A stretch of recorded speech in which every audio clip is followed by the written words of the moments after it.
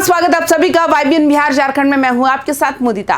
बिहार की राजनीति में कुछ नेता ऐसे होते हैं जो सिर्फ चुनाव नहीं लड़ते, वे एक पहचान बेचते हैं, एक नारा गढ़ते हैं और उसी नारे के सहारे सत्ता की दहलीज तक पहुंचने की कोशिश करते हैं। मुकेश सहनी भी ऐसे ही नेता हैं। सन ऑफ मल्लाह, एक नारा, एक ब्रांड और एक शोशेबाजी। लेकिन सवाल यह है, क्या ये ब्रांड अब खत्म होने की कगार पर है? क्या बिहार की राजनीति में मुकेश सहनी का अस्तित्व अब खतरे में पड़ चुका है?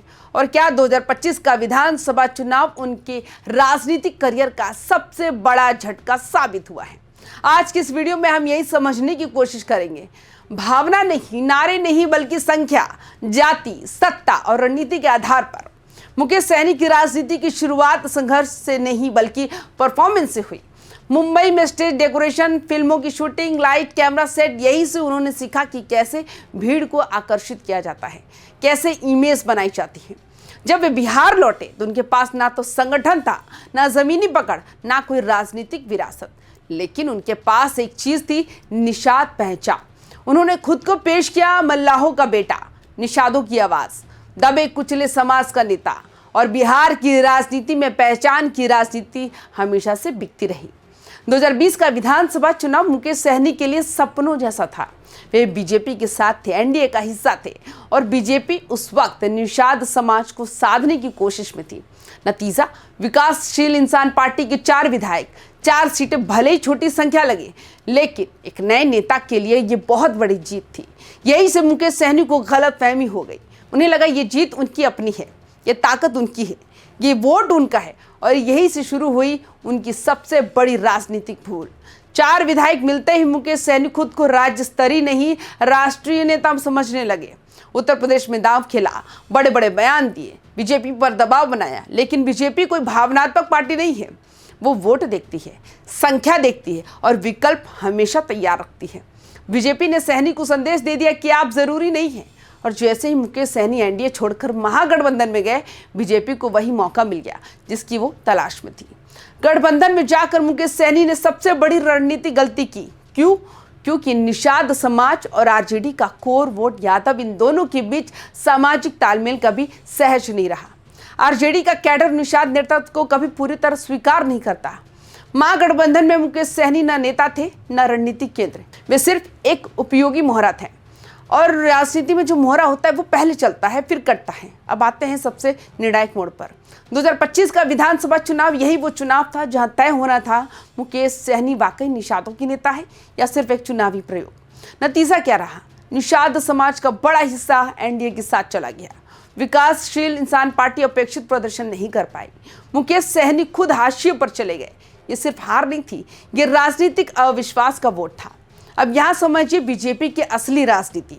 बीजेपी ने मुकेश सहनी के जाने के बाद निषाद समाज को और गंभीरता से साधना शुरू किया। हरी सहनी मंत्री बनाए गए, अजय निषाद 3 बार सांसद, भले टिकट काटा गया लेकिन उनके परिवार को पूरी तरह छोड़ा नहीं गया। डॉक्टर राजभूषण निषाद पहली बार सांसद, सीधे केंद्रीय मंत्री।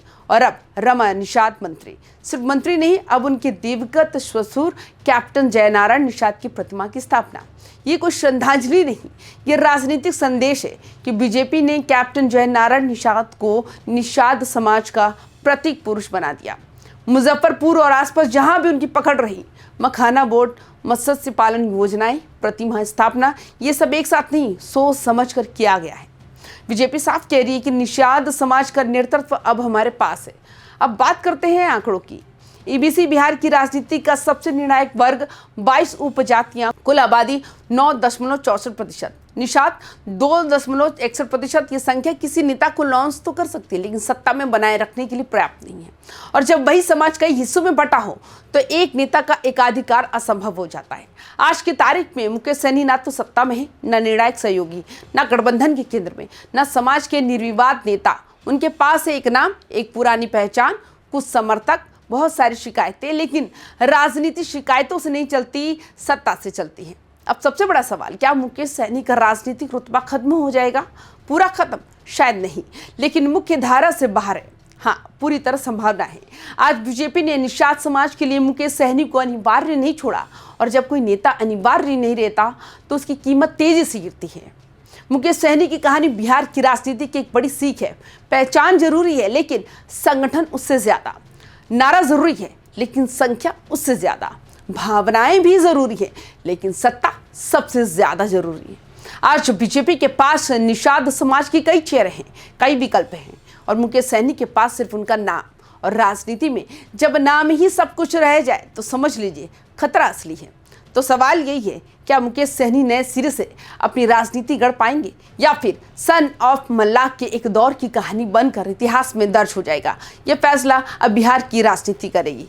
तो आपकी क्या राय है? आप हमें अपनी राय कमेंट्स करके जरूर बताएं। बाकी तमाम खबरों के लिए YBN बिहार झारखंड को सब्सक्राइब भी जरूर करें। नमस्कार।